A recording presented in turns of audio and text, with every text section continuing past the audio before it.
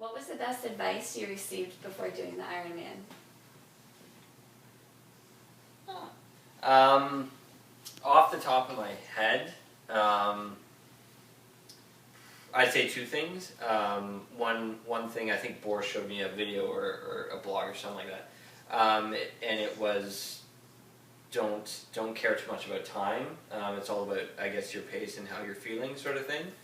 Because if you get too engulfed in time, then you're sort of running your body ragged, sort of thing, and you're too concerned mentally with it. Mm-hmm. Also, about the swim, Alan Patterson, the Ironman guy from Austria, he always said, the swim, you just have to get through. So I honestly didn't concern myself too much with it, and mentally I was just, it took so much pressure off once I finished the swim. Because that is the biggest part where, like, you obviously can't walk it, you can't, sort of just wade in the water. You're in it to the end of the swim. And that's probably the pressure that you found that came off, and you were saying, I'm an Ironman, sort of thing. Because you just have to get through it, and then you're good, sort of thing. After that. I think the one that I actually showed you was kind of what stuck with me the most. It's kind of just the idea of staying your course. Like, it's a very individual race. There's thousands of people there, but you have to do your race because there's going to be people who are flying past you. There's going to be people who are struggling a lot.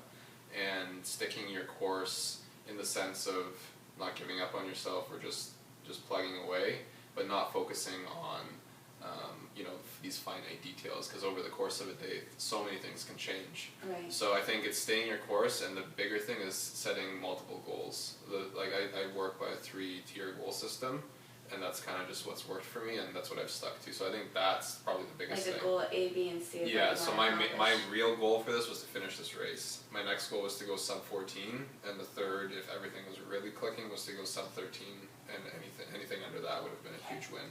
Right. So I was constantly adjusting during the day and trying to push myself, but not focus on these time intervals, because during the bike I could see my 13 goal disappear quickly. Right.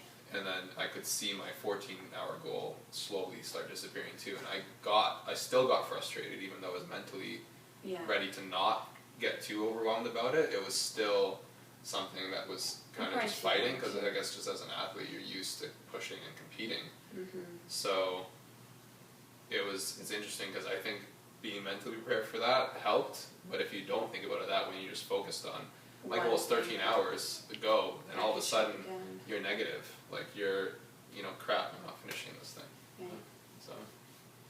And what kind of advice, if you could pass one thing on to a new Ironman person like myself, what would be the one piece of advice you'd want to pass on?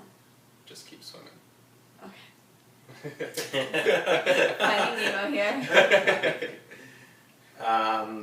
Sing It's Raining Men. Guessing. No. I would say really think about, I'd say for me, I think we both sort of did our own thing in training. Yeah. I would probably talk to more Ironman and get a better idea of what I really should have been doing.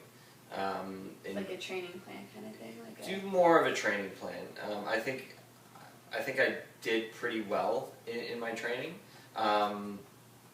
Mentally, I wasn't prepared, so maybe mental preparation because that's 90% of it. It's all mental. It really is. Yeah. So I'd say better mental preparation. That's my biggest thing.